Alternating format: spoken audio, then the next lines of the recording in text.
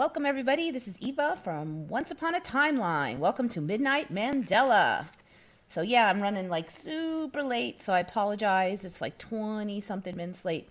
I was actually out at a meeting just like for fun, and I totally lost track of time, and it was like 45 minutes away. So my bad, I got no excuse, but I actually was already a couple minutes past midnight when I got here, and I still had to set up some stuff. Sorry people. Okay, who's in here? Mandela 108, Angels Don't Fall, Jumping Ship, Preliminal, Shari D, Bill White, Michael Carey, Ann Gaynor, Andella. Hi everybody, I'll try not to pass out from the get-go this week. Yeah, sorry guys.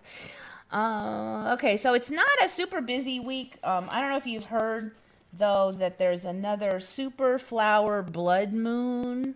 So super because it's near the earth, so it's larger. Flower because it's in May, flower as an Flower. And blood moon because it's an eclipse. So it's actually going to be early morning, I guess. So it's not like done yet here. But yeah, it's actually been, I guess, since 2019 then we had one of these. There was a whole bunch of them there for a while. So kind of interesting that we didn't have one during the whole, the big C, virus thing. But yeah, so anyways, remember for a while there were so many were like, there's one every 2 weeks or something. So yeah, I didn't used to have those in my old timeline originally. But I thought that was interesting. Okay, so what's going on? Okay, so the thumbnail. I know I had this video on a long time ago, but I swear this video has like upgraded itself because there was only like one of these. I looked and I couldn't find a decent quality video, but now it's like it's gotten a little more clear. And that's where the eagle captures the goat and like flies off with it. So two things have happened. One is you can see it better now. And two is there's more video to it than there was before. And I looked for a decent video on this one. So this one just jumped out at me now. So it's interesting. So basically my argument is that in my old timeline, eagles could not carry heavy things like goats. And here they totally can. They're totally amazing creatures here. They'll, roll and tumble with animals and not get their wings broken. And they're totally bad arse, so to speak. So, let's see, I've got 504. Okay, so basically this eagle comes down and like nabs. Not ideal. It comes down and nabs this goat. I don't want to play too much of the video because it's gonna get me copyright strike. So he gets a hold of this goat and he takes off. Okay, so they look like they're just free falling, but then he levels out, or she, who knows what gender this eagle is, levels out and then flies off with it. Now this is the end of the video of my old video. That's all we got was this guy's ethers. Okay, but now there's more to this video.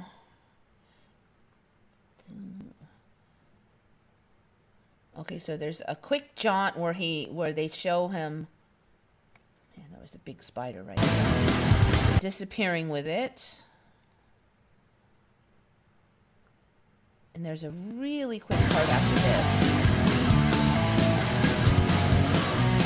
That part where he comes and so now he's carried the goat and he throws it into his nest. Now that was not in the original video.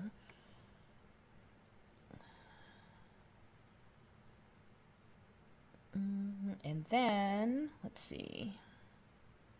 Okay, I think that's all I'm going to show because there's one little neat part though where he kind of stows the creature. Organize it. Now that's a whole freaking adult goat, so it's insanity. There is no way that an eagle could carry that stuff. So not only did this video get way more clear, but there's like way more parts to it. So if there was any argument that it was faked, I don't know how it got like slowly upgraded with time. So that's really weird.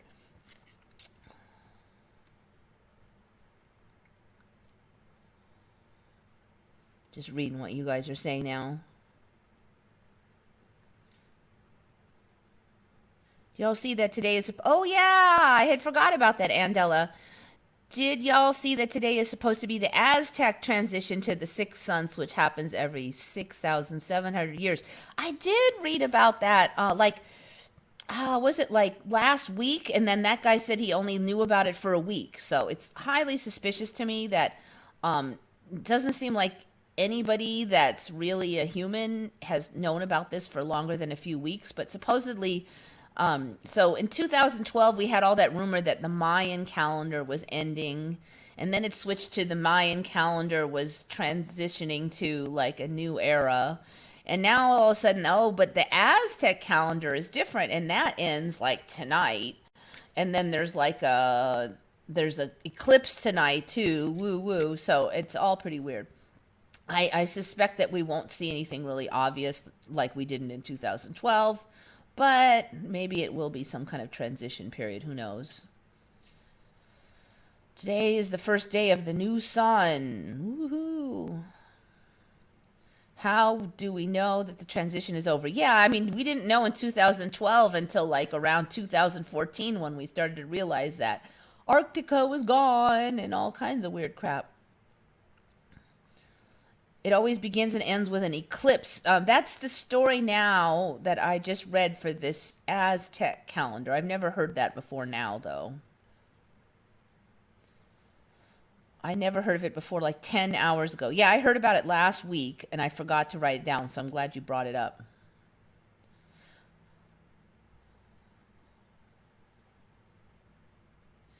This video reminds me of the adventures of Sinbad. Yeah, the quality is kind of the same.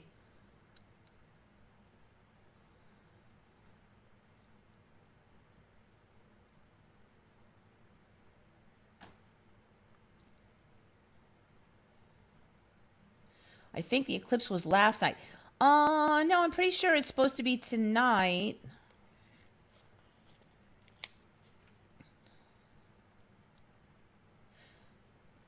But for SoCal, I believe it's supposed to be the end of the night, so it would be like right before sunrise. So yeah, so it's an eclipse, but really it just makes the moon turn red. I don't know, the whole thing is weird. Okay, so that's the one. So that's 10 craziest eagle hunting caught on camera, mountain goats, wolves, and snakes. I think there was somewhere in here there was like a fox that it got picked up.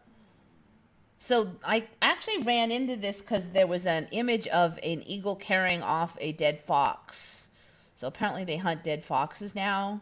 And that was on Reddit, and I thought that was weird. I'm like, that reminds me of that goat one. So when I was looking for a better image of the fox one, I found this goat one again. I'm like, that is not exactly the same video that I remember from before. So some of these are eagles that have that they're tamed and they've been trained. So you could see them maybe trying to go after larger things, but this one with the goat, it's got no, it's just carrying stuff to its nest. It's not owned by a hunter, nothing. Okay. Now this one, let's put the live streaming first. This one I saw on Yahoo a couple days ago.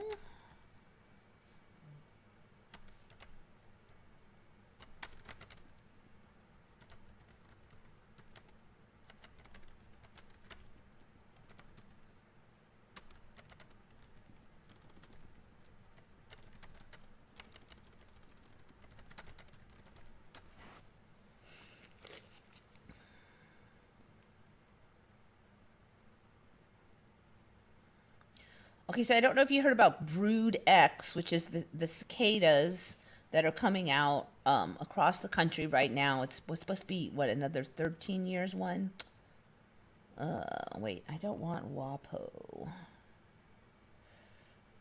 I want Yahoo.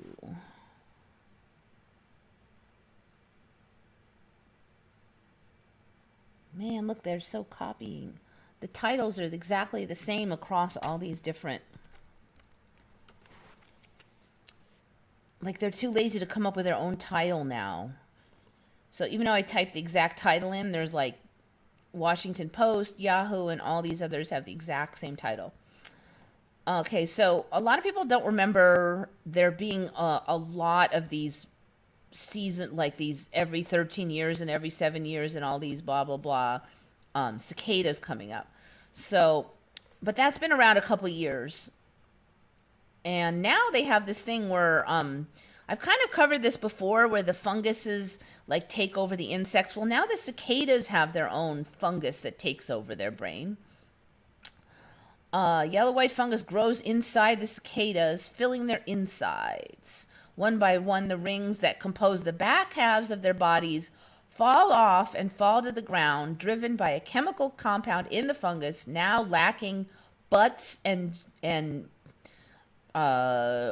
organ parts from the back. The bugs try to mate like crazy. So that basically takes them over and causes half of them to fall off. Some researchers call these infected cicadas flying salt shakers of death, and they're lurking among brood X. Unlike other fungal pathogens, the fungus doesn't kill insects on which it grows. Instead, it forces the cicadas to act in ways that promote the fungus's spread. Okay, so apparently then they all try to mate, and even the males try to act like females in order to attract more of the other males so that they can get the fungus on them. Let's see.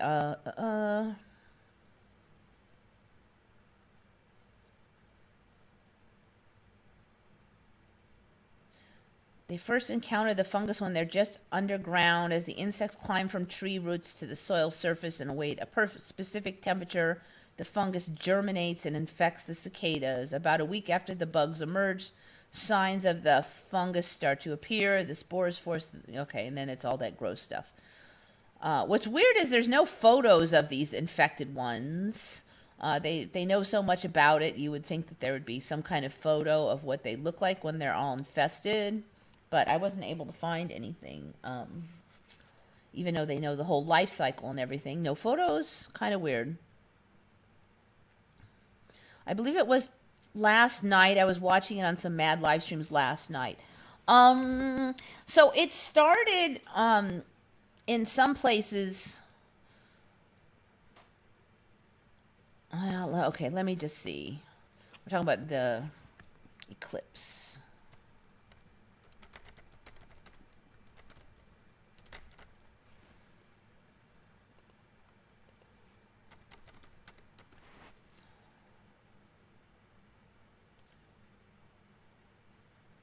Oh, you're right. It was early Wednesday. Okay, so I missed it. It was this morning. Early Wednesday, and hope for clear skies. My bad. So it was Wednesday, but it was early Wednesday. I know I saw it, but I know that it went, like, most of the world could see it, so...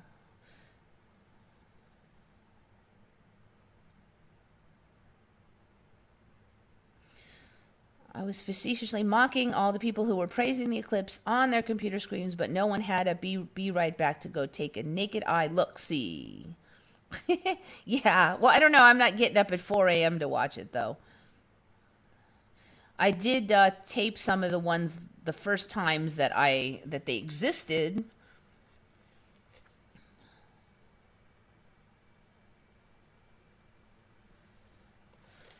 All right, so... Yeah, this fungus thing, more and more on. I don't know if we're going to get more of this. It's just insects, but are we going to spread to... They're saying that mice can get infected with cat scratch fever and act strange, so we're getting into the mammals now. So I'm just wondering if we're going to see more of this stuff. It just seems to be kind of an excuse for everything now. It's like, oh, it's acting weird, or infested by some weird thing. Okay, so the next one. Have you ever heard of the Great Sheep Panic? You guys in the United Kingdom especially? Ever heard of the Great Sheep Panic?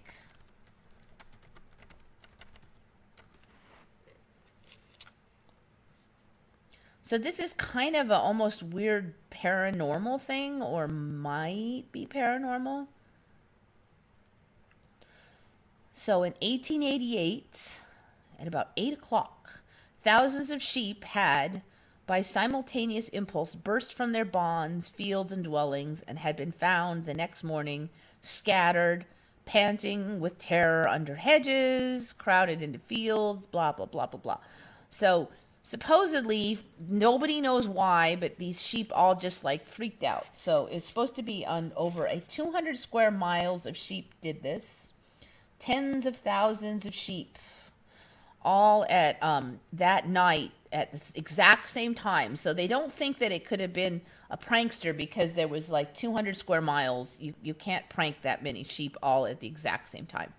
So the story is that it was weirdly dark that night, but even so, I mean, other nights are weirdly dark, and all sheep over 200 square miles don't all flip out. So it was called the Great Sheep Panic. Then supposedly it repeated itself a little bit later.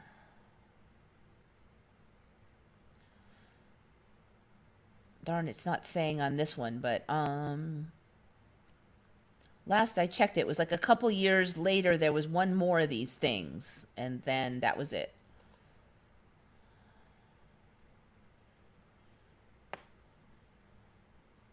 Oxfordshire.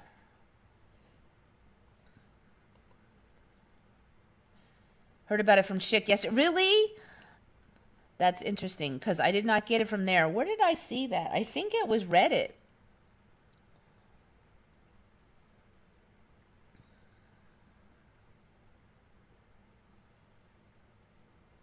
Yep, no, I don't have it listed as from anybody. It happened twice, the same thing. Yeah, I'm trying to find it in this second one. I think this is the one I read. Oxfordshire in southern England. 8 p.m. Yeah, this is where I got the rest of the info from. Tens of thousands of terrified animals in unison bolted in terror, overran fences, destroyed property, careened across fields, and flew about the countryside in general wide-eyed panic. How do you even get your sheep back if they're not, I mean, I assume they're not marked. Everybody goes, I am entitled to X number of sheep. You just collect them? How do you even decide? Next day, it took an immense amount of effort to round up the animals.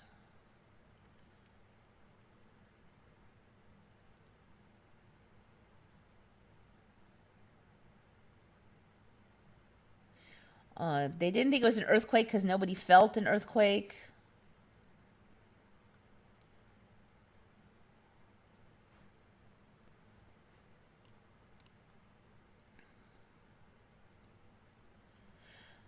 Let's see. Interestingly, another sheep panic of this magnitude would happen yet again in 1893. So 5 years later, in the exact same region as that of 1888. This caused even more people to become curious. All right, so there was an eyewitness testimony sent to him by people claiming to have seen strange lights in the sky and other strangeness at the time of the panic. But then later they go, well, but we couldn't really get a hold of anybody that agreed with that. And you would think if this happened, a lot of people would have seen it.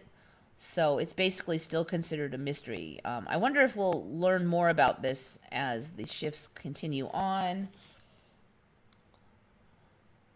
This whole lights in the sky thing kind of goes in with the latest UFO spiel. So is this going to be more UFO stuff?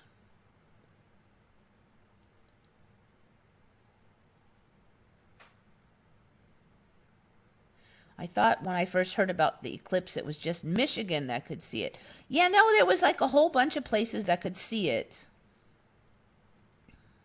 supposedly.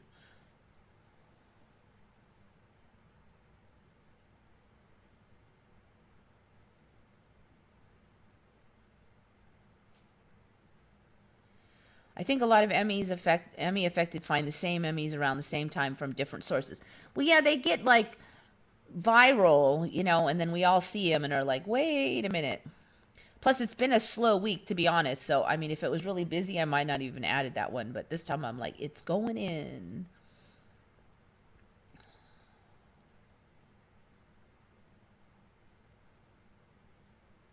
Yeah, it was tens of thousands, Shari, that they said. Tens of thousands of sheep. 200 square miles of sheep. And there was a lot of sheep in those days, so. I wonder how they knew whose sheep was whose. Okay, so we already covered that. See, I don't have that much to cover, so it's going to be a pretty short show. Unless you guys come up with some. All right, this one was from Susan Ravella. This one is a good. I don't know, it might be a little boring to you, but I thought it was really weird. Okay, so now, I mean, I've covered before that I think the heart has changed. I'm not the only one who's covered that.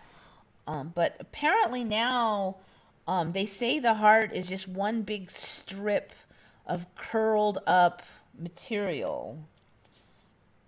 And it's called the helical ventricular myocardial band of torrent guasp. If that wasn't enough of a handful to cover. It's a revolutionary new concept in understanding global three-dimensional functional architecture of the ventricular myocardium. But if you look at that, it was new, revolutionary in 2006. Okay, I have never heard of this thing, and I have looked up the heart a lot of times in the last year. So basically, they're saying that the heart is basically... Let me make this one larger. It's like this strip here, and then when you curl it and curl it and curl it up so that this big long strip gets curled up into one heart. And if you look at the heart from the top, it's just like, it looks like a curled up piece of paper or something.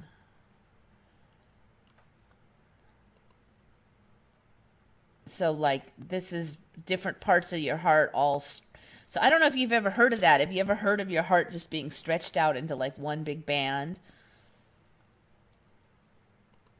So this kind of shows the real heart here. And if you look at it from the top, you can kind of see how it's that. But I've never heard of that before. It's weird. So this is your heart, basically.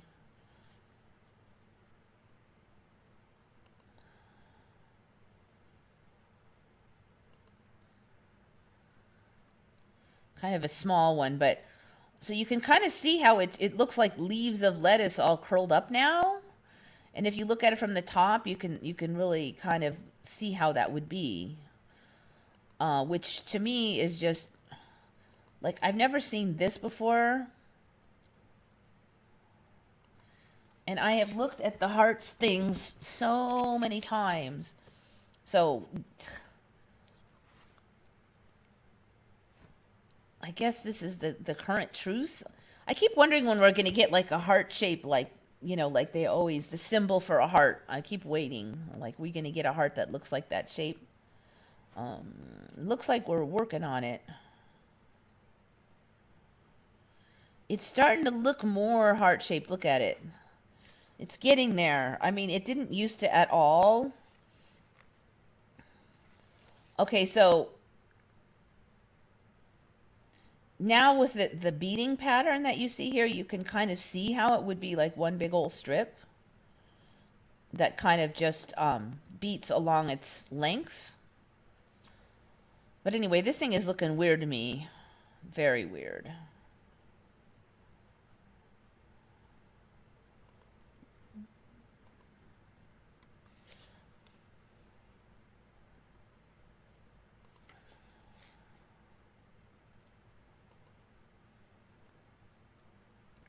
Have you ever seen any images like this?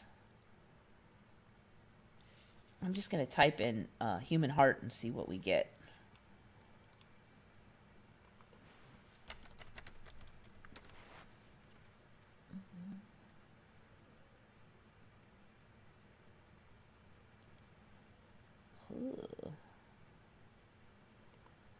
This is interesting. I don't remember this giant loop-looking thing at the top last time I checked either.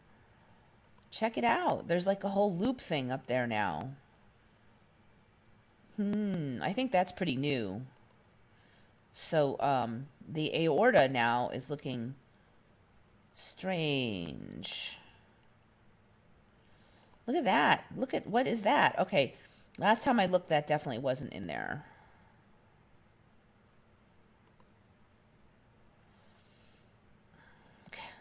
Very interesting. I'm just actually seeing this right now. Like, what's all this thing? It looks like cow udders on top of the heart.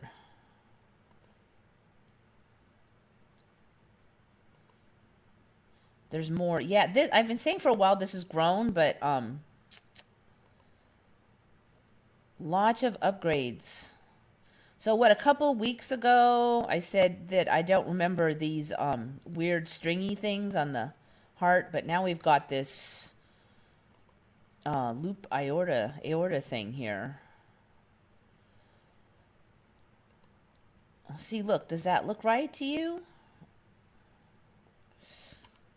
Anyway, I call a couple Mandelas on that one. The Tartaria story is evolving. Now they have cement batteries and ground soil earth batteries. That and religion terms and slaughterhouse terms being too similar to each other. I've been waiting to see how that's going to come out. With the Tartaria. The wrinkles are weird. The shape is weird. That's definitely different. Mandela.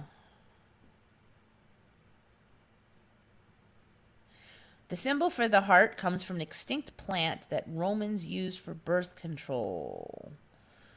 Okay. So that's kind of a weird story. What does birth control have to do with the heart?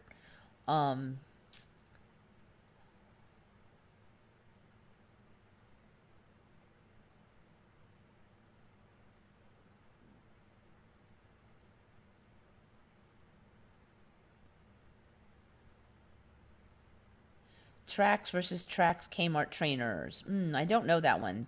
1X or 2X? I don't know that one.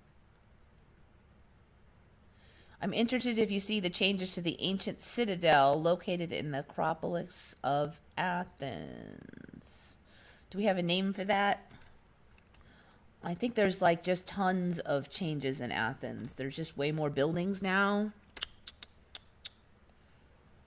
Are we talking about the Parthenon, or are we talking about something else?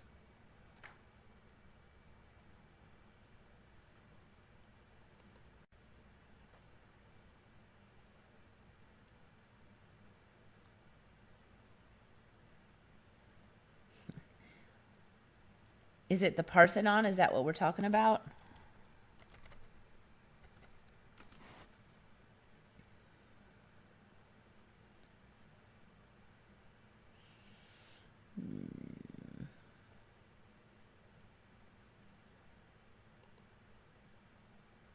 All right, so I'm just going to look at the Parthenon for funsies.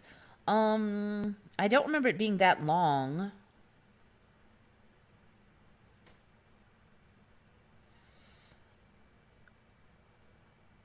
Dang, I haven't looked at this in a really long time. Now, I do remember a different kind of scroll. There was like, this, it looks kind of Art Deco-y. I remember there being like more images kind of things along here. This looks like an Art Deco style thing.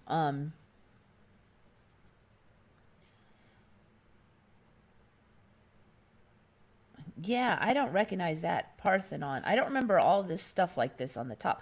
I don't remember, these look like Legos up here or something. I don't remember that look. I'm trying to think if it was more destroyed or not, but I'm not sure on that one. But yeah, I haven't looked at the Parthenon in eons. I mean, this could have changed years ago for all I know.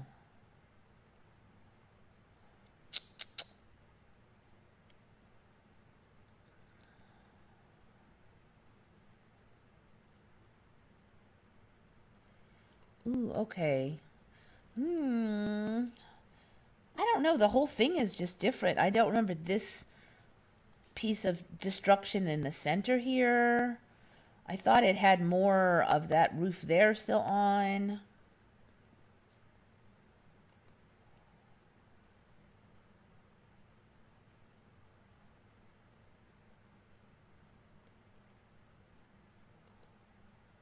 Yeah, I don't know about that one.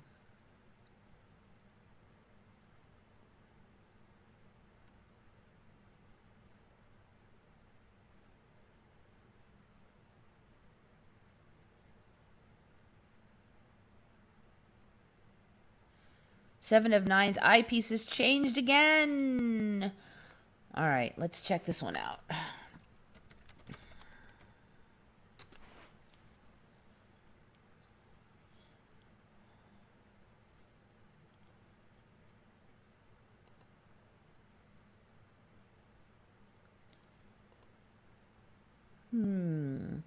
For me, that looks pretty close to the last time I saw it. But I would say that, let me see if I can get this bigger. This one hasn't changed in a while, but this part here looks like it's almost going to poke her in the eye. I don't remember that. And I don't remember this little tiny booba bit here.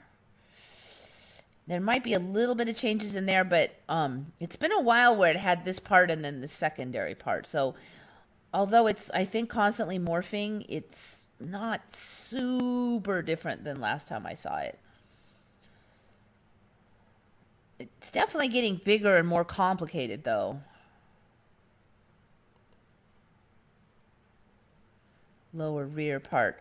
Here, I don't really, I'm not sure on that one. I can't really say.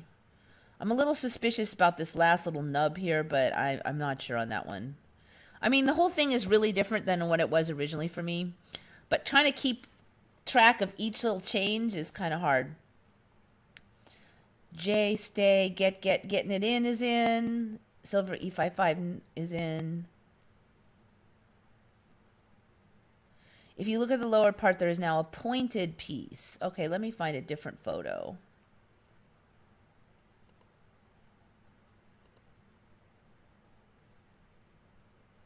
It looks all black in that one. That one's kind of weird. I think I see what you mean for these side view ones.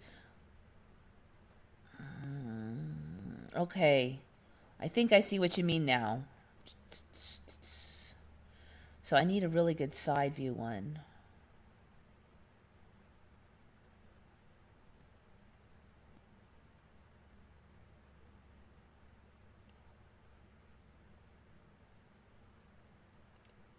That one might be a good one. Yeah, I think it loops under her eye more now.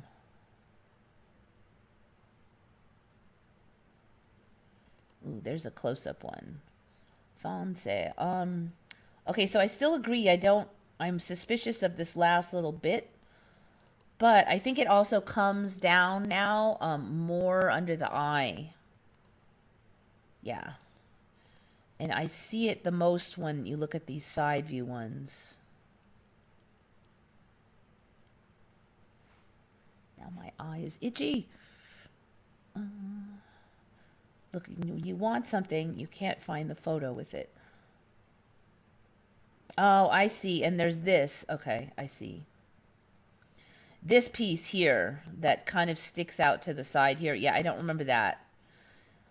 You don't really see it unless you get the right angle, though. But so yeah, I'd say it's coming under her eye more.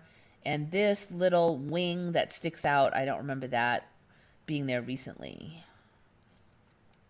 So the latest changes. Interesting. So I don't know, is it going to take over her whole face in 10 years or what? It just keeps growing.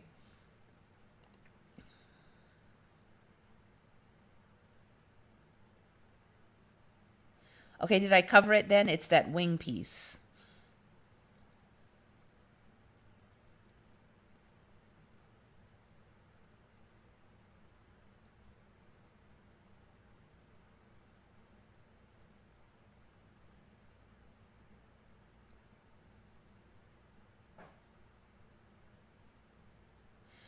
Starry Night is now about the star Venus. It's the white star in the center of the painting. Yeah, I didn't know about that one, so I can't really comment.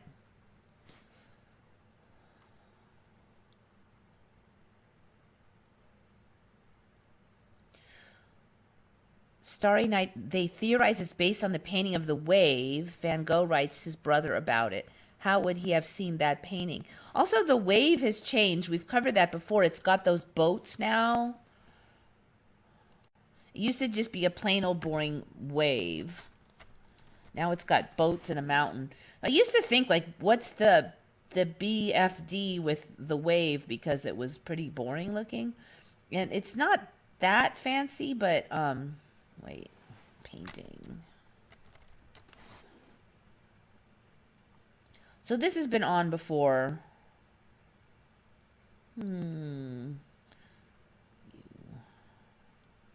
Okay, so what people don't remember, these boats.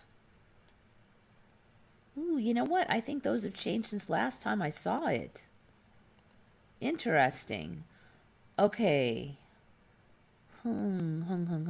So this part here with these fringes was not on there last time I looked at it. And I was just talking about the boat and the guys and the mountain being there. So 2 boats and the guys, but now there's those fringes. I don't know what those are supposed to be on the boat. Let's try this one.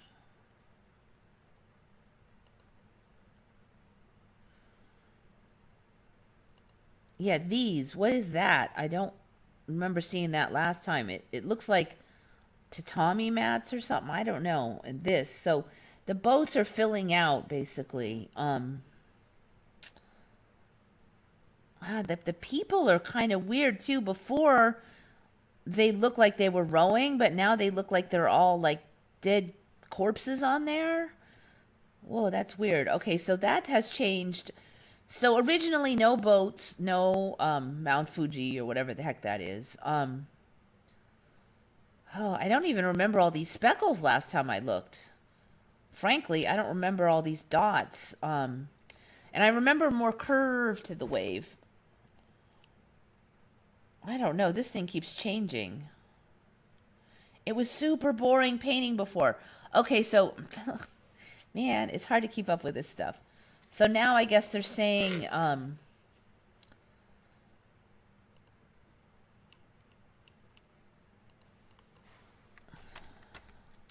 Starry Night was based off the wave. That's just kind of weird. I've never heard of that either. Oops, can't spell today.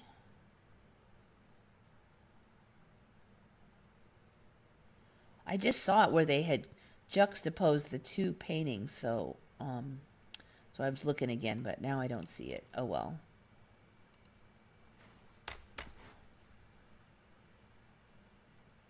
There. I think this is it. Okay, so So this is the Starry Night, and this is the wave, and this is the Starry Night. So they've combined them. I don't really get the relationship between those that much. Other than they both have swirls going like that, but I...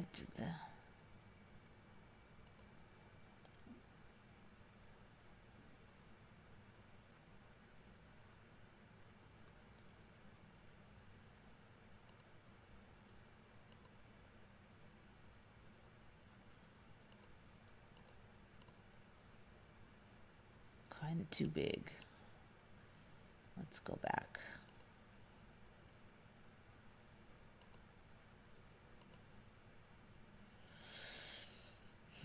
I was looking at this a couple days ago. It kind of feels to me like, again, it's gotten a little more simplistic. The perspective is kind of scungy in here. These used to be much more sophisticated looking buildings. So it kind of looks like a skilled third grader did this now. Pretty common for the old stuff to be degraded. We're seeing with the shifts.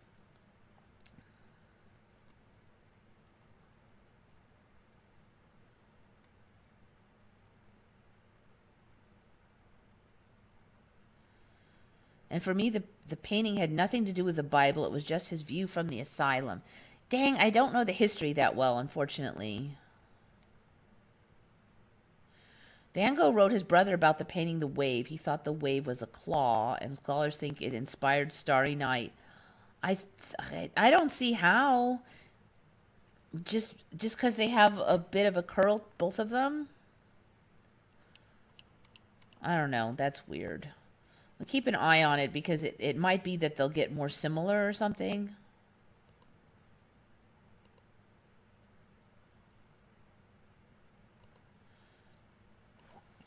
All right, let's see. Blah, blah.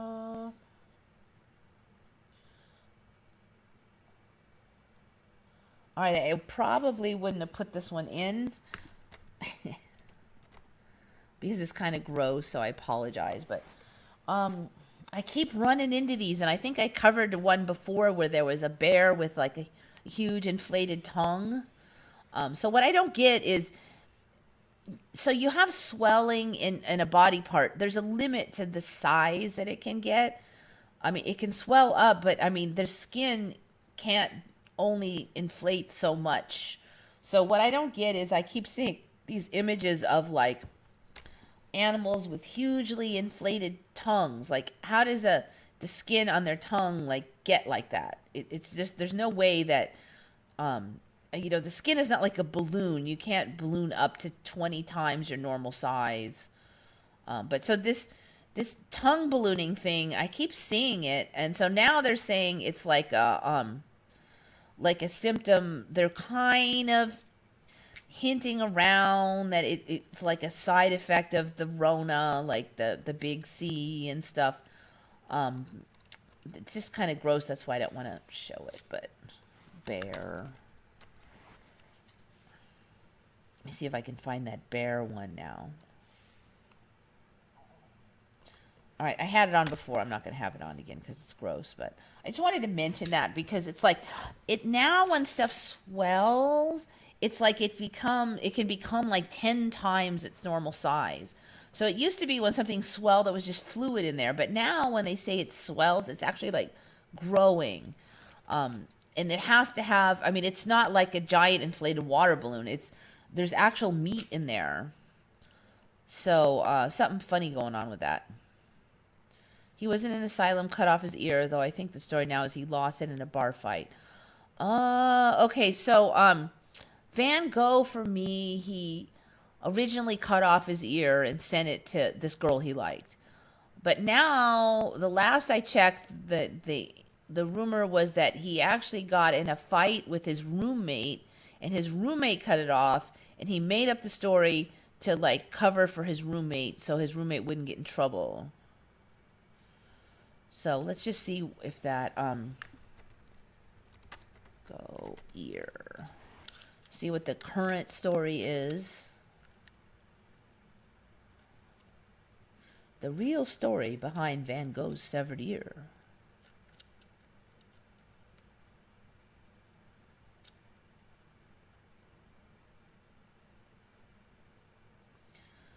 At Van Gogh's invitation, Paul Gauguin arrived in Arles, October 1888. The two painted side by side in the Yellow House for nearly 9 weeks.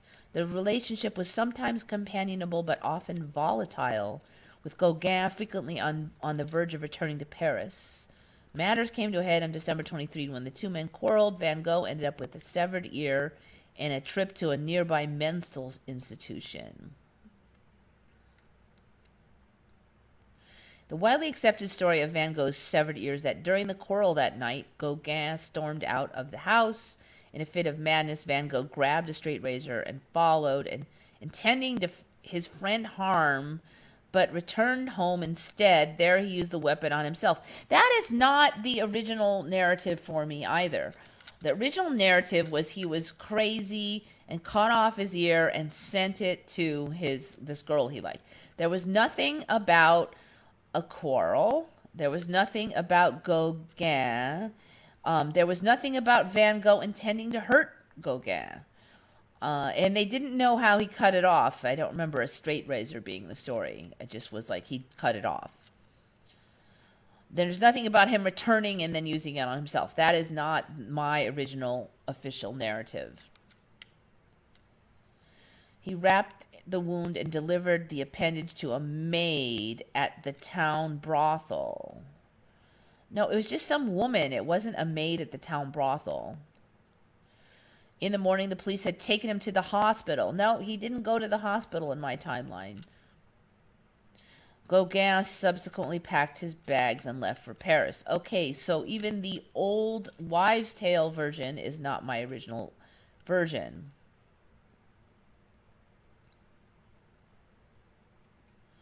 An alternative narrative postulates that Gogh disfigured his friend with a sword. And then the two agreed to never mention the matter further.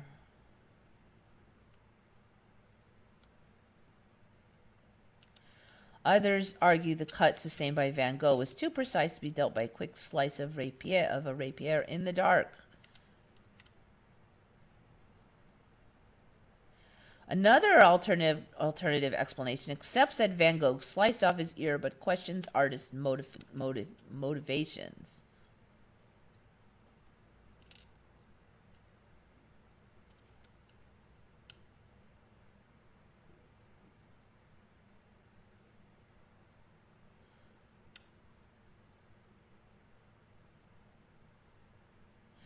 So they're saying he was set off by his brother Theo's engagement set off Van Gogh's self-destructive episode. Okay, whatever. I don't know.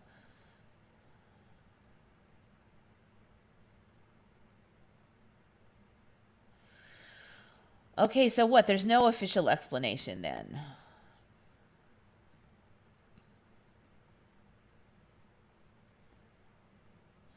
All right, I don't know. That thing is like the stories are propagating faster than rabbits.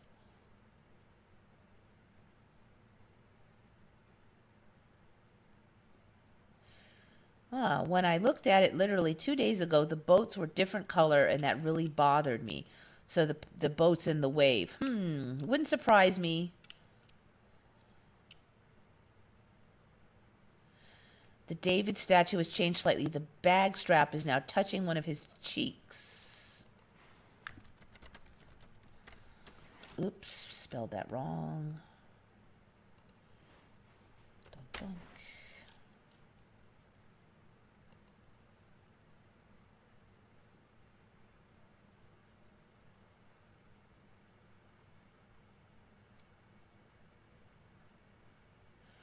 Man, he looks even more tortured now.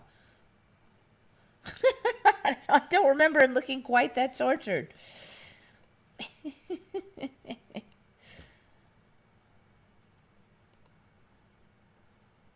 Man, look at that. The guy is This thing looks even less like a strap than last time.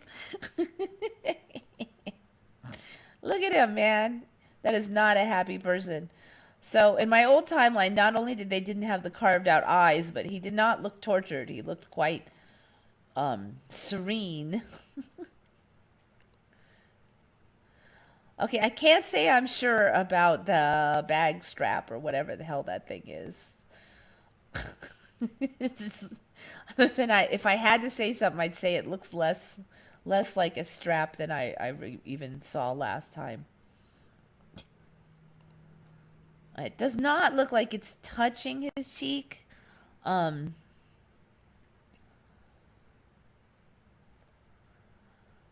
don't know. The hair looks a little weird to me. I don't remember this weird sideburn thing, and I don't remember it being that long in the back. He's got like a mullet. So, man, just was it yesterday where they were saying, oh, mullets were actually popular throughout history? I just read that yesterday, and now I'm looking and he has a mullet. And a weird ear, too. He's got that weird ear pinch at the top of his ear. So, yeah, I can't say I'm sure about any of that, though. I'm a little suspicious on the hair, but I can't say I'm sure.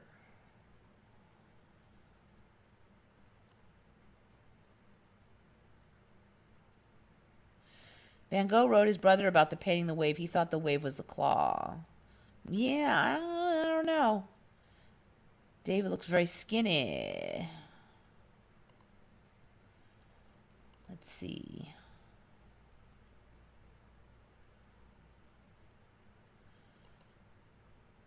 You see looking for a pullback image of him.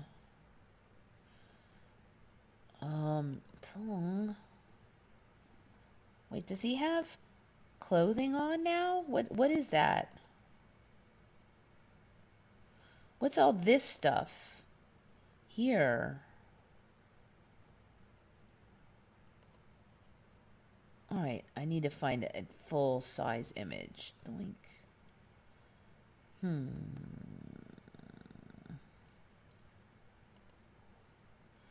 There's definitely something weird with the body.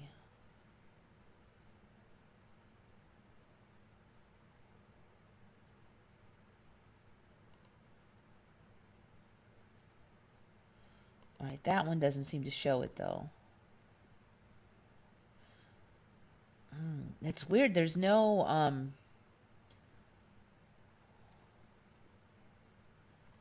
So last time we searched this, there was no problemos finding an image of the feet. I was talking about that weird stomp at the bottom.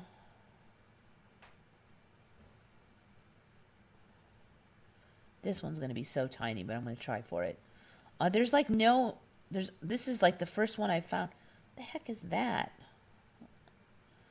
All right, so there's that weird stomp. You could... Yeah, I see what you mean. He looks kind of like... He's got like kind of fat on his stomach, but he's got... His ribs are all sticking out. He doesn't look like he's all ripped. Like, he used to look really, just, really good looking. Now he sort of looks like, more average. He looks like he's got baby fat and skinny ribs and stuff.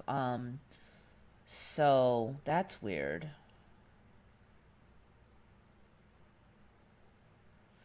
Like, what used to be kind of ripped abs looks more like ribs sticking out now.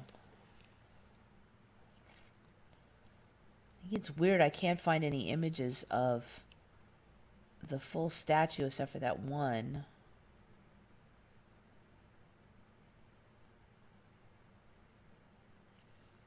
There's joke images.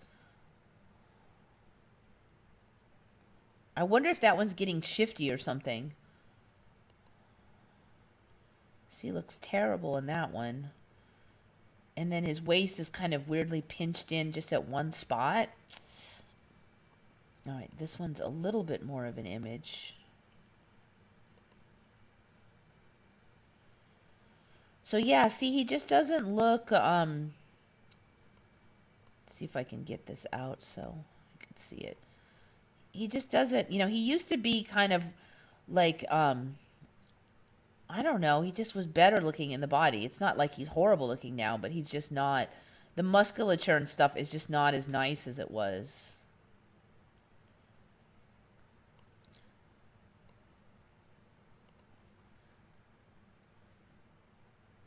Looks like he's growing a tail.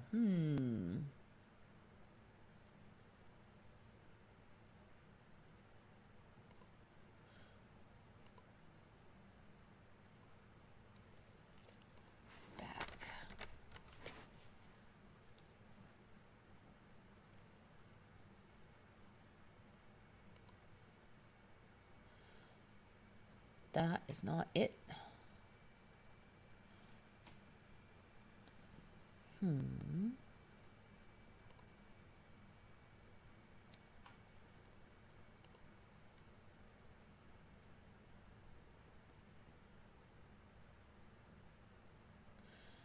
3D printed replica. That might be as close as we get.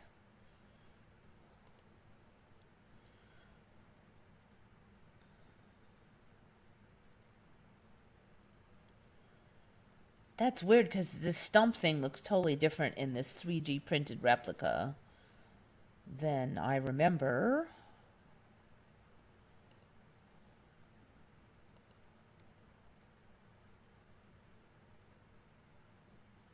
Dang, I'm having trouble finding anything over here.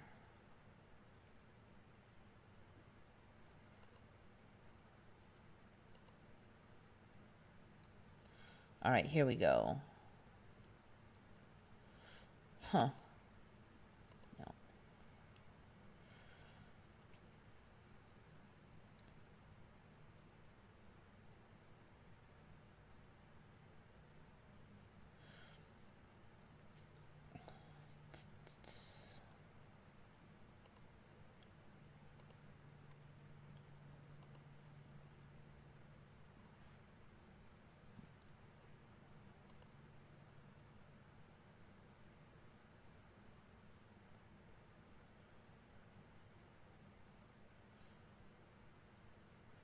Okay, so basically there's almost no back views at all. That's all right. I'll try typing in back view.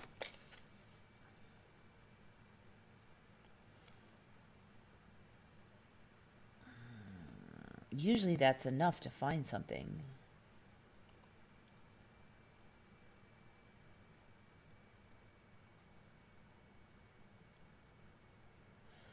Statue of David and Michelangelo Square.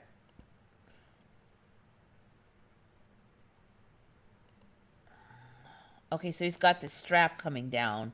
A lot of people don't remember that strap to start with, so maybe that's the tail part. There's like almost nothing on back view here, so even though that wasn't the original statue, what are they saying? There's something funky with the knees.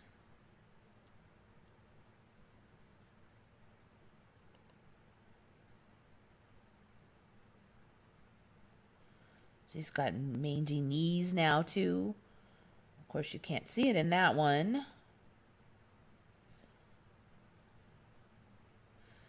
Yeah, there's almost nothing. So, yeah, it looks like his knees are all scungy now, too.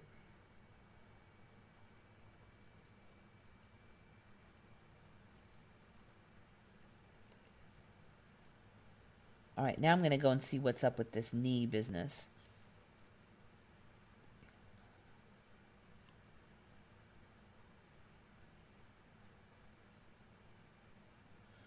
Okay, I don't know what that is. All right, I cry uncle, but yeah, it looks like it's just degraded further.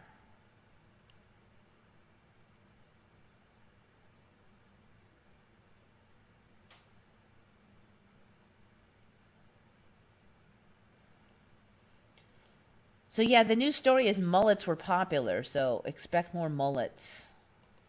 I think we've got mullets incoming. Oh, the strap used to be near his kidney, now it's lower. Okay, I'm not sure on that one, but you could be right.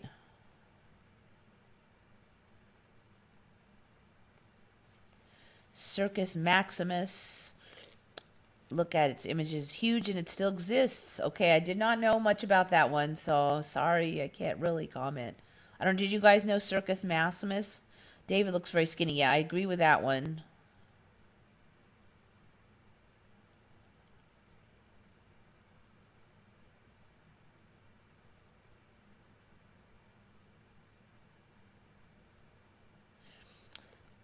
Okay, yeah, you agree on the speckled snow for the wave. I don't remember that either.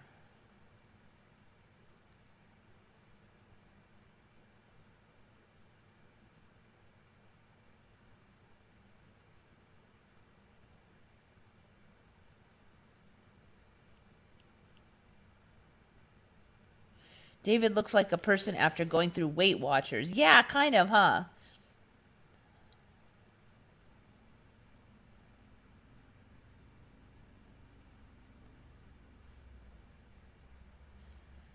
Oh, okay. Circus Maximus. Hold on a sec. You know, a lot of this stuff that's in like Greece, a lot of the old ruins just weren't there for me. They're just all new. So yeah, I don't remember this thing. I mean, there was like the Parthenon and a couple others, and then there was the aqueducts. And the aqueducts were a big deal then because they were the first person to invent the concept of running like water along a slightly tilted incline and that whole business.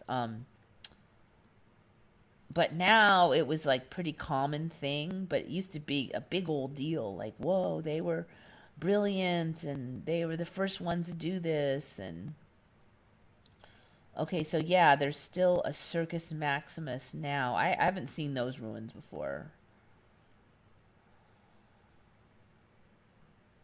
Huh, interesting. You know, at some point I'm just like, I give up. I can't keep track of all of these coming in.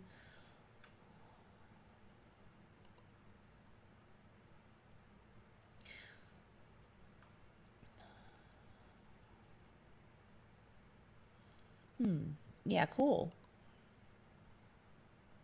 Dazzle camouflage on ships. Yeah, who brought that up? I think that was Mandela affected and crew that found that one. Was it like 4 years ago, maybe?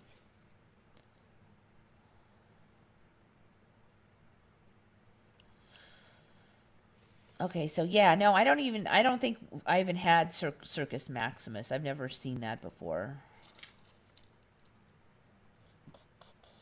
All right, this one was found by Sapioid, and it's my last one. So sorry, this show is a little short, only an hour, unless you guys find more.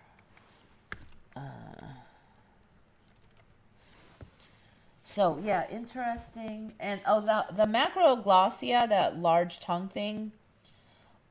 They're saying it could come from the Rona and stuff, but that was from Mark Tyus, so good find on that one. And then this one is from Sapioid. I've never heard of this, and I looked up petrified this and that, but apparently now there's this weird petrified ladder. So obviously it's not millions of years old, this ladder. I think, what did they say it was? It's in France, was 150 years old or something. So the whole thing got like somehow petrified. And they're kind of saying it might be calcified, but I just thought that was really neat. Well, I probably would have made it the thumbnail, except for it's like too tall, and you need long, skinny images for the thumbnail. Let's see if they say anything about it. No, shop iron ladder, petrified ladder. The ladder most likely underwent the process of calcification. Researchers estimate the ladder is 150 years old.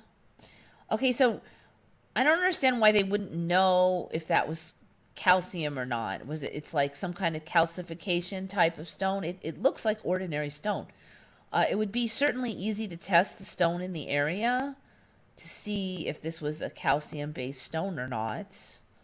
But yet they don't know. It just seems kind of weird.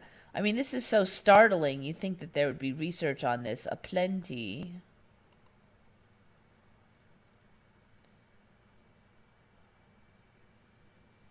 Somewhere in France.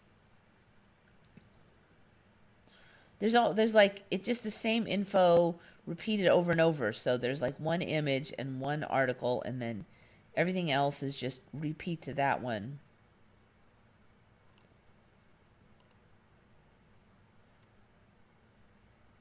So that image, you know, should be like everywhere. It's so interesting. But nope. I'm going to just click on Reddit and see if I can find out anything. Sometimes somebody will... No comments. Wait, the original has 961 comments. Let's go to there.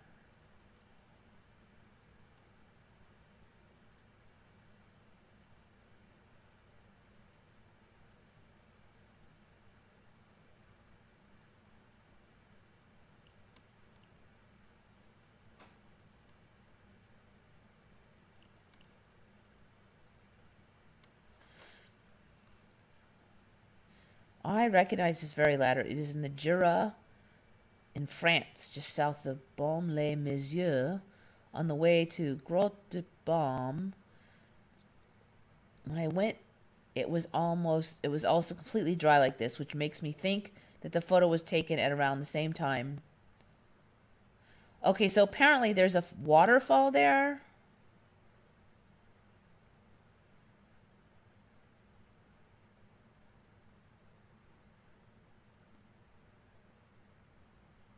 We came across it completely by chance. It is in a stream that flows through the forest, so you will only find this if the stream happens to be completely dry and you decide to walk along the stream bed towards the grot rather than along the paths. Okay, so the argument then is that it's in a stream, and supposedly that's why it calcified.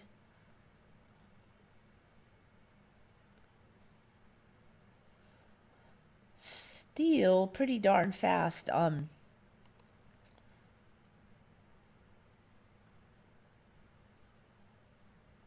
right, that's just going to show the location. So I think that's all I have. Don't have too many. Good find sapioid.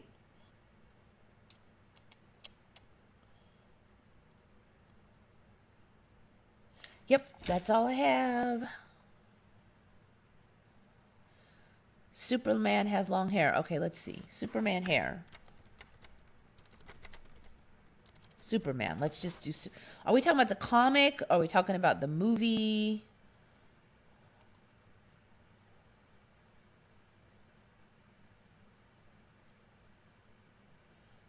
How long is long?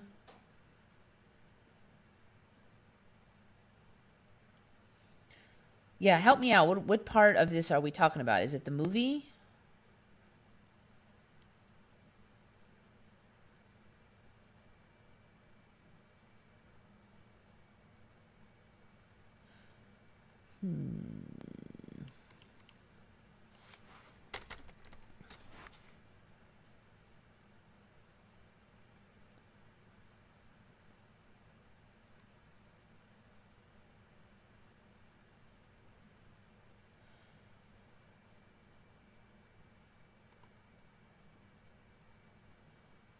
Huh.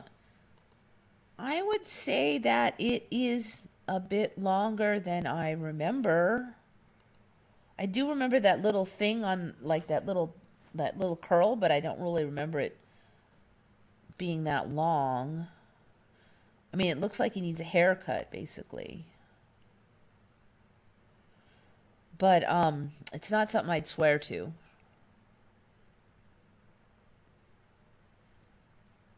What's the difference between petrification and calcification?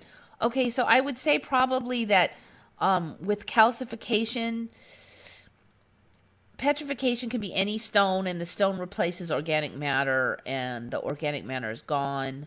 Calcification would probably be like a calcium buildup, but the thing that it's building up on could still be there, like the ladder is still under there. Why hasn't the top of the ladder broken off? Yeah, yeah, that's a good question. If it's iron, wouldn't it just rot?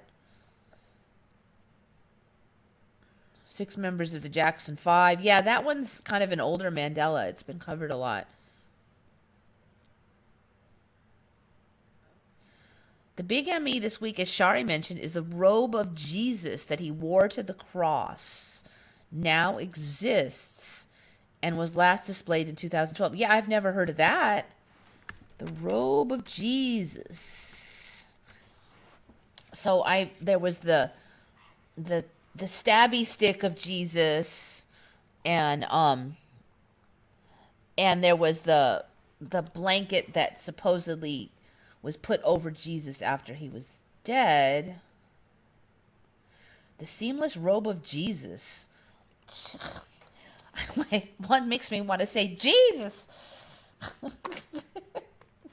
I almost did say that. Yes, that's a good find. Yeah, no, the seamless robe of Jesus, also known as the holy robe, holy tunic, holy coat, or honorable robe, and the chiton of the Lord is the robe said to have been worn by Jesus during or shortly before his crucifixion. Competing traditions claim the robe has been preserved to the present day. According to the Gospel of John, the soldiers who crucified Jesus did not divide his tunic after crucifying, but cast lots to determine who would keep it because it was woven in one piece without seam. A distinction is made in the New Testament between overgarments and the seamless robe, which is chiton, literally tunic or coat. Okay. So is there any evidence about the age of this thing?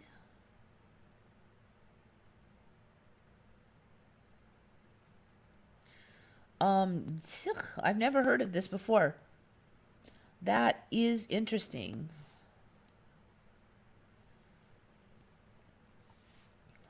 There's not a lot on it. You would think that there would be some kind of testing done, or why we think this is the real robe or not.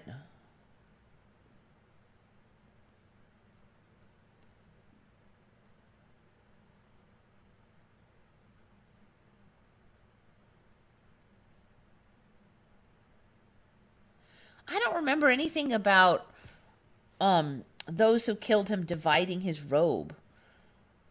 According to the tradition of Georgian Orthodox Church, the chiton was acquired by a Jewish rabbi from Georgia named Elias, who was present in Jerusalem at the time of the crucifixion and bought the robe from a soldier. Okay, so I just remember they killed him and then they laid him out and then he came back to life. I don't remember anything about them yanking off his robe and selling it or splitting it or any of that business.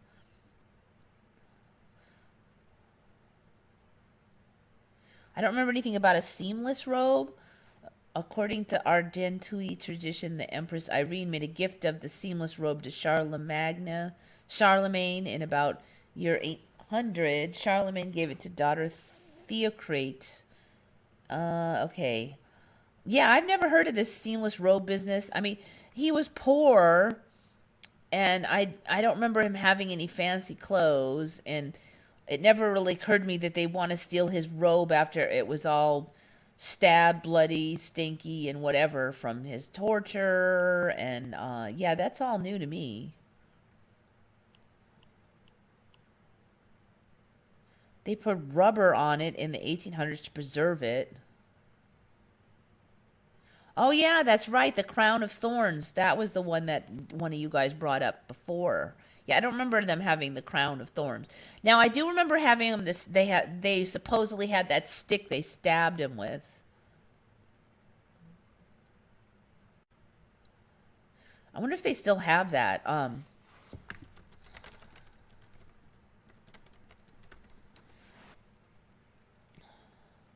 Weapon that killed, Spear of Destiny. Yes, that was it.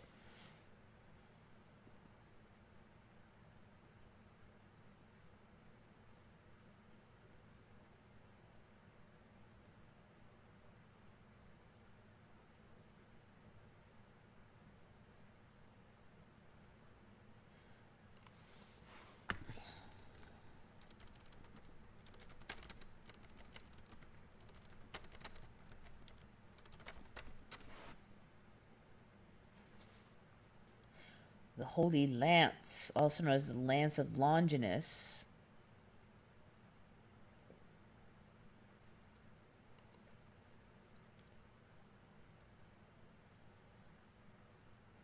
The lance that pierced the side of Jesus as he hung on the cross.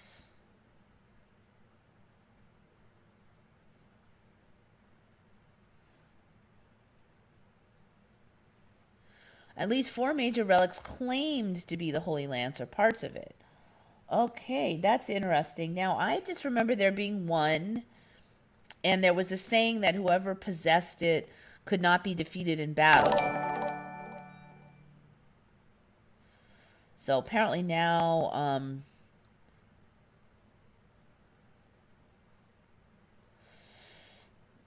Now there's dispute over who has it.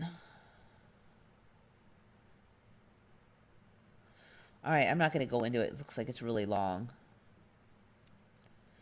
Okay, so when you say it's the second original crucifixion item, I guess yeah, in that now they agree. They mostly seem to agree that they have both of those. But I remember them having that lance, and that was the only one for me. Oh, the lance and the shroud of Turin. So you got to count the shroud.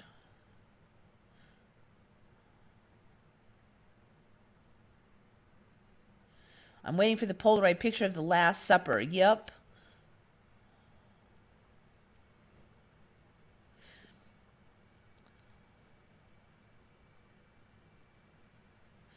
Can you talk about 6 members of Jackson 5 since 1972? Yeah, Michael, that one is like a old Mandela. I mean, I agree with you, but that one has been much hashed over. So, yeah, most people only remember the Jackson 5 having 5 people in it. It's kind of another one of those jokes where it's like the Mandela's trolling you or something.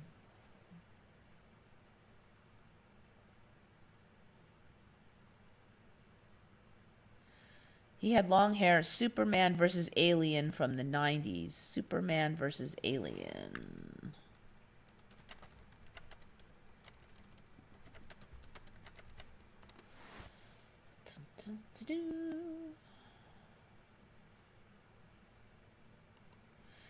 I think the mullet might be like the thing now.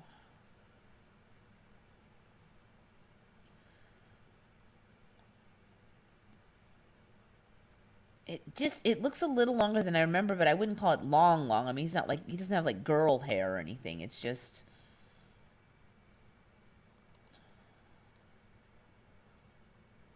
more hair than I remember. I just remember it being more of a haircut look, not like his hair is all grown out or something.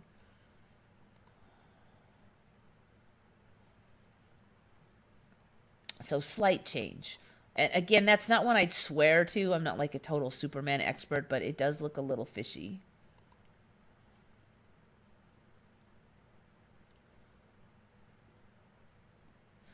Crown of Thorns. Let's check and make sure it still exists.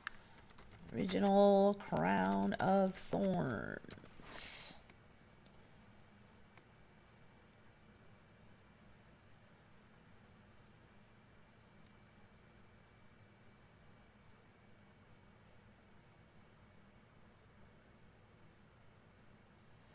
Jesus Christ, Crown of Thorns, the real story. Now preserved in a gilded crystalline reliquary, is brought out for the faithful every Good Friday at special service at Notre Dame. The crown is comprised of a twisted wreath of rushes from the Juncus balticus plant.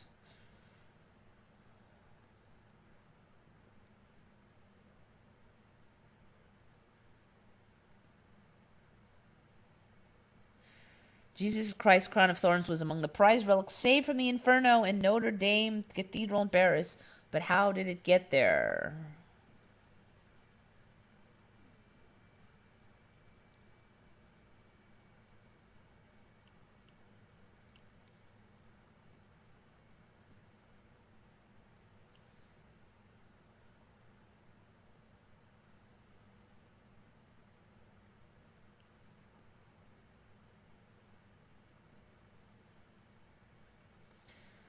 After his death and rise of Christianity as a religious movement, a relic was said to still be in existence, kept in worship by the faithful of Jesus' crown of thorns.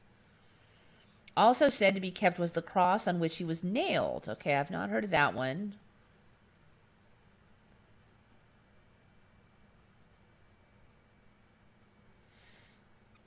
409 AD, a Roman poet wrote about them. Other writers in the 4th, 5th, and 6th centuries write of it, one saying, "We may behold the thorny crown, which was only set upon the head of our Redeemer." In 1870, a pilgrimage was made by the monk Bernard to see the crown of thorns at Mount Zion, the hill in Jerusalem regarded as the Holy Temple Mount.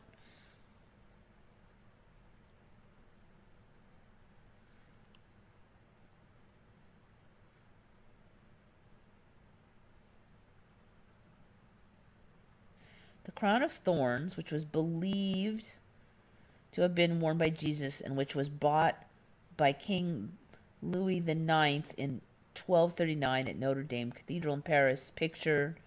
Okay, so what I think we're seeing here is inside this protective sheath is the original crown, and then they've got all this fancy hubba lubba stuff, kind of to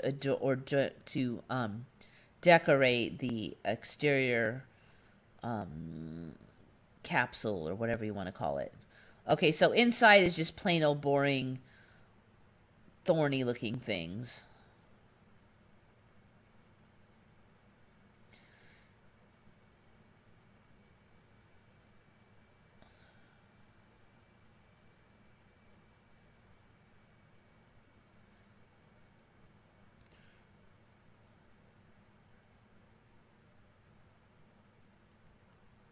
All right, what is that now?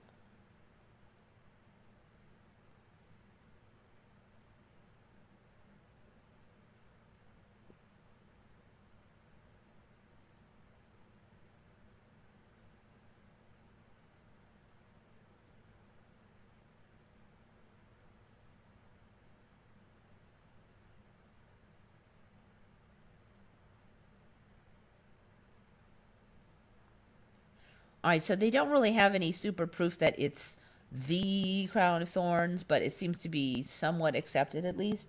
That's what I remember last time, so it kind of fits.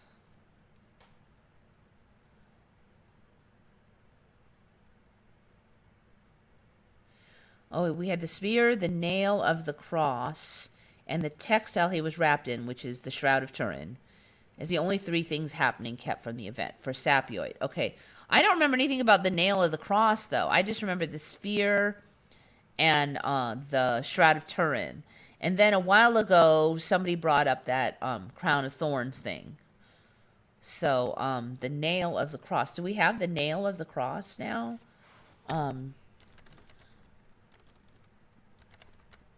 Nail of Jesus's cross. Where were his nails? All right, I think they're talking about for art purposes.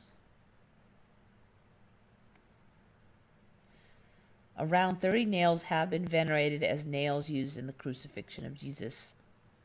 However, others believe that only 3 or 4 nails were used to crucify Jesus. Legend has it that Constantine's mother gave her son a portion of the crucifixion nails. Yeah, see, this is all new to me. I just, I don't remember them having any of that stuff.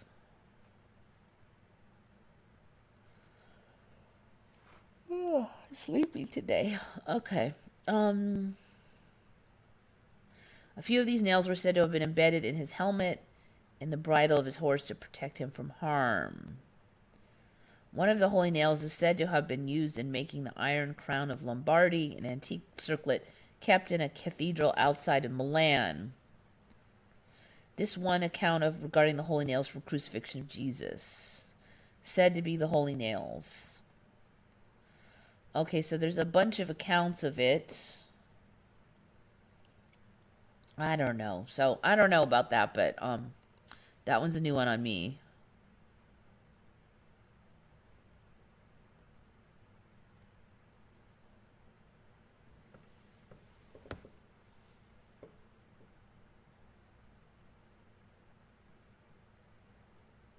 They could get his DNA from the thorns, couldn't they? Actually, from the Shroud of Turin, I mean, if that's his blood, they could get it from there too, right?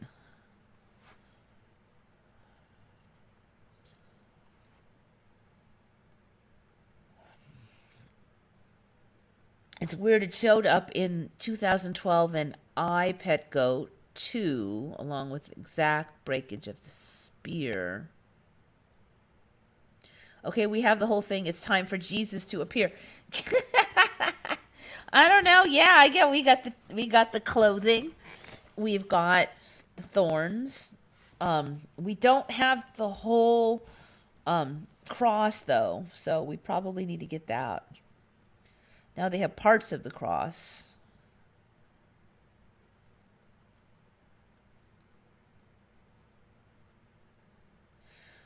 The most important relic associated with Christ was the true cross, fragments of the wood of the cross at the crucifixion, which was discovered by Helena, the mother of Constantine, in AD 320.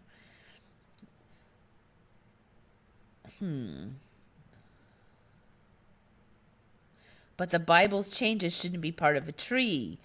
Yeah, that's a good point, huh? I do remember reading as an ME they got DNA from the Shroud of Turin. All right, let's check that out.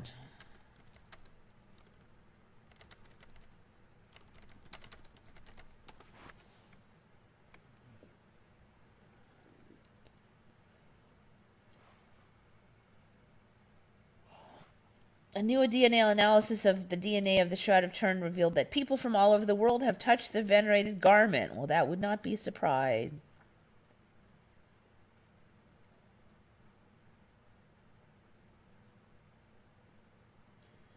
Now researchers have discovered traces of blood, and they say it can help them to find strand of Jesus' DNA.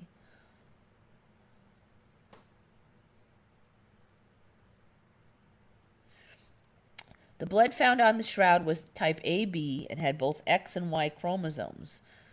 Where did the Y chromosomes come from?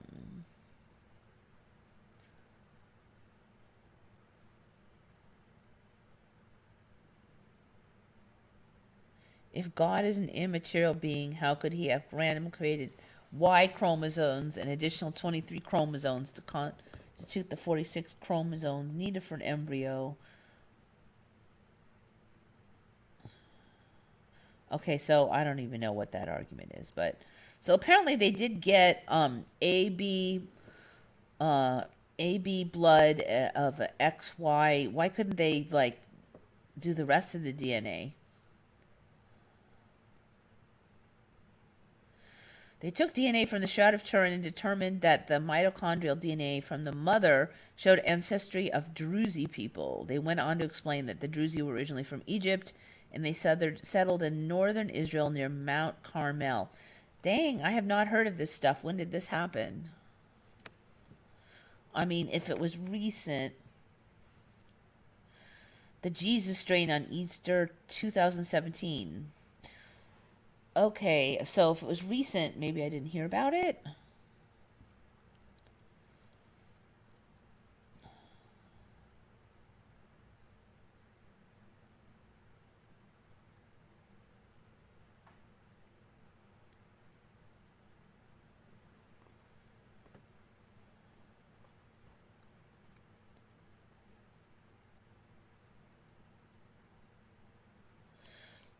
Okay, not much info other than that, though.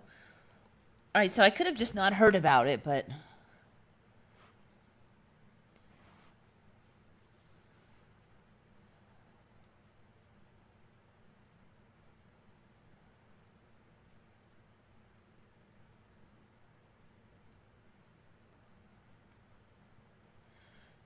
I googled Relics of Jesus, and there's a wiki, and it speaks of weapons of Jesus. I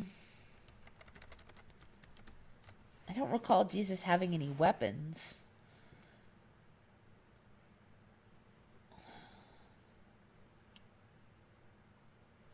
Weapons of spiritual warfare.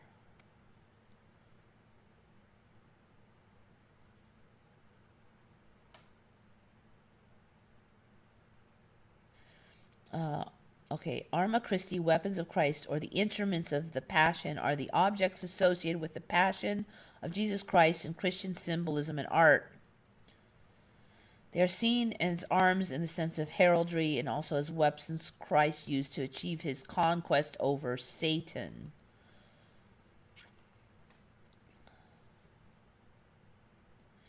There is a group at maximum about 20 items which are frequently used in Christian art, especially in the late Middle Ages. This is interesting you brought this up because I saw an old image of a really old church, and it had like a bunch of crap coming. There was like the cross, but then there was all these spears and stuff, and I'm like, what's all that extra crap on the cross? And then they said it was this. It was these instruments of the Passion. There was like a ladder, so it was like some of this stuff on the side. It wasn't hammer and all this I'm like, what the heck? But, I guess I think I felt like I'd never see any of that junk again. So it's kind of interesting that you brought it in.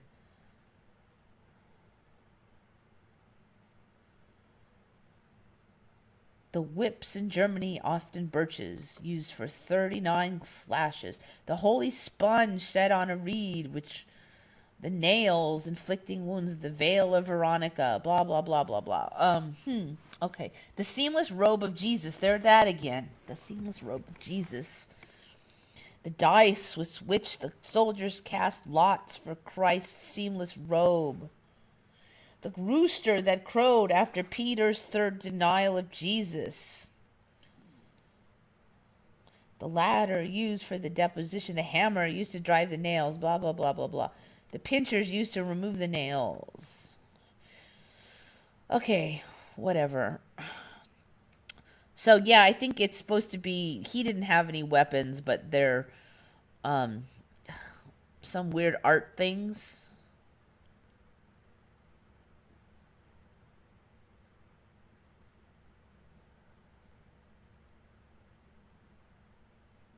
Does anybody remember Indians having black slaves? You're a bit behind because we covered this one a few months ago. Yeah, I don't remember it, and there's a couple tribes that had it, and they had a lot of them. So yeah, I agree on that one.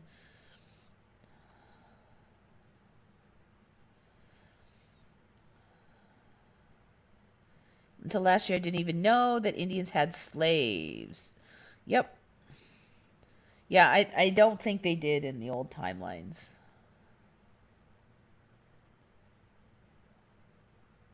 There was no physical evidence of the existence of Jesus as a man. For me, originally, it was debated by scholars whether the man existed. Well, you could still argue that because just because you have these accoutrements does not necessarily mean that they came from the exact event that they are claimed to be coming from, but who the heck knows? I mean, there's still a lot of debate on whether these things are authentic. Maybe not so much the Shroud of Turin, but some of that other stuff. Sapioid, no, neither Indians from India nor Indians from America. India still had a caste system. Okay, so,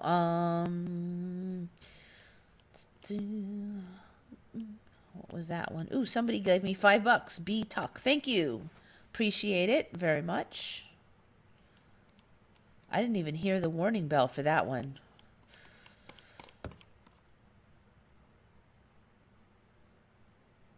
Did you know that JFK used to do shots of methamphetamine before he went on stage to do his speeches in this reality?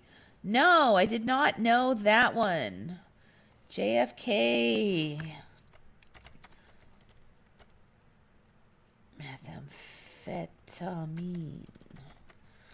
Okay, so all of Hitler's army, all of America's army in World War II, and now JFK, the Kennedy meth.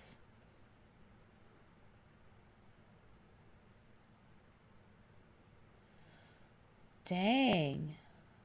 JFK had a crystal meth addiction and demanded regular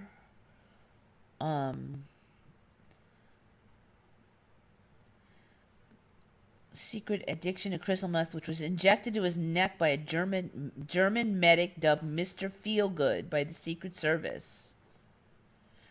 Dang, no, I have not. Okay. What, they just stuck it into his neck?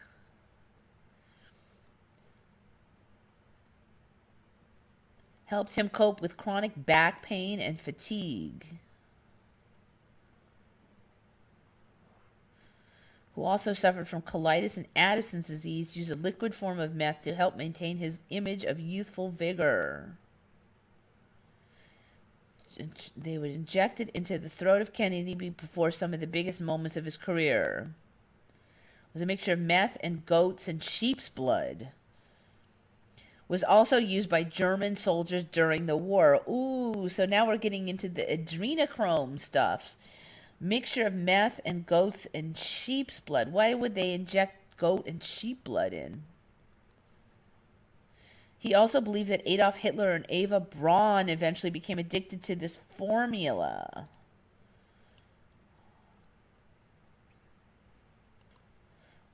Dr. Max Jacobson, a German doctor who fled the Nazis in the 1930s, injected JFK with a highly potent drug. Well, I guess that's the guy.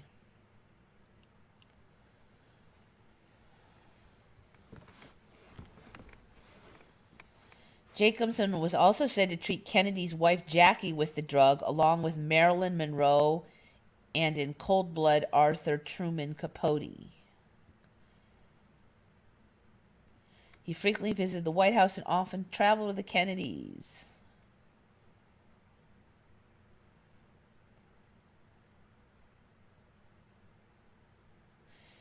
In their book, they detail how Jacobson's formula impacted world events such as his 1960 election win over then Vice President Richard Nixon.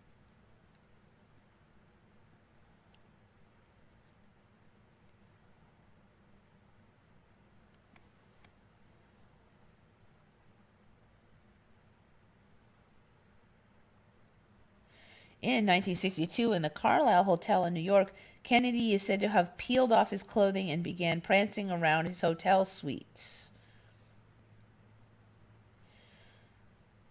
He left the suite and began roaming through the corridor of Carlisle completely naked because he took too much meth, apparently. Yeah, no, I've never heard of this. So, this whole meth thing just keeps spreading. JFK was a meth addict. That one's funny.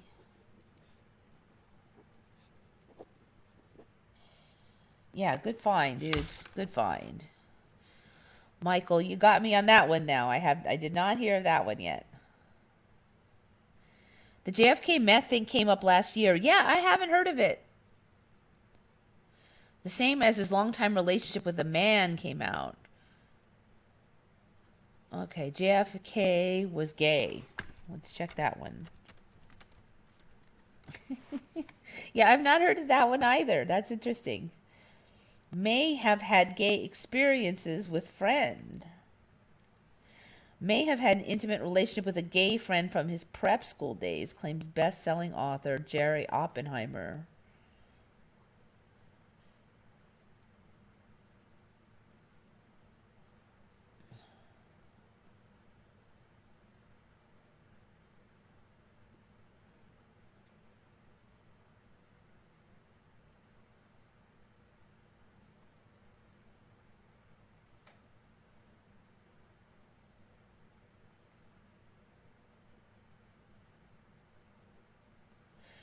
Remarkable, no-holds-barred notes by JFK have revealed his sexual preferences and his fears about being outed as an adulterer in 1960.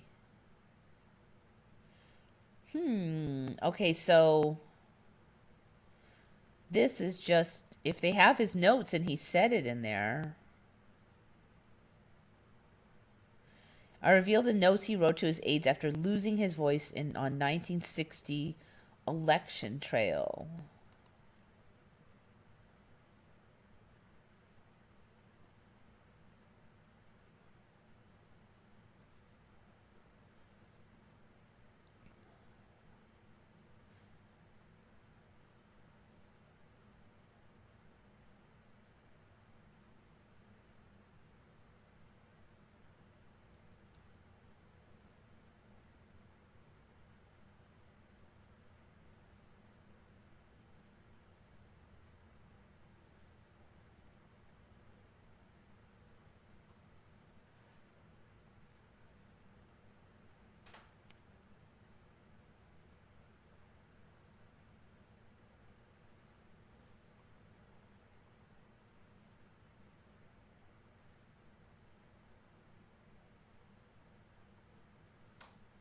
I don't see anything about him being gay in these notes, though, but...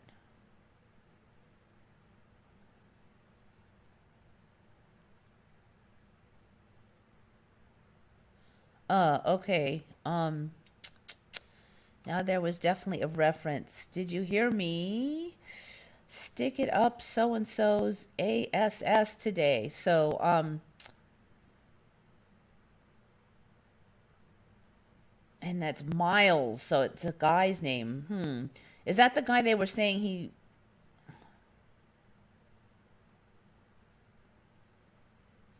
I think that's the guy they were saying was the boyfriend. Okay, so this is pretty much... No, that was Lem. All right, I don't know, but it looks like it's pretty cut and dry in this timeline that he had that tendency.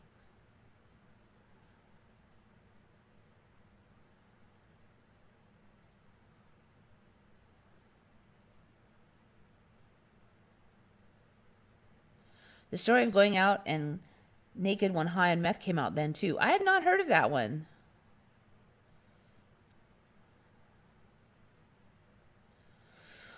Okay, so I don't know. You guys found a lot this time. Futuristic, $10. Thank you, Futuristic. I appreciate it. When you're doing shots of meth, anything could be true. Yeah, well, what the heck?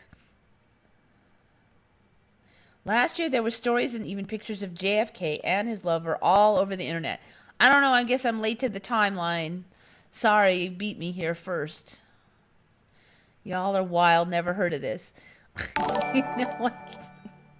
We all show up at different times, it seems.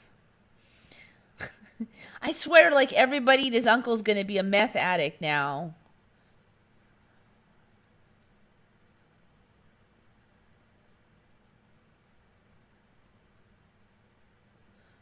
All right. Thanks, you guys. Appreciate it. Sorry I was late. I'll try to do better. I only have that meeting every 2 weeks, so next week should be more reliable. I apologize. I think that's it then for tonight. I have nothing more to add. You guys have added a lot, so I appreciate it. So, think good thoughts, everyone. This is Eva signing off for Once Upon a Timeline.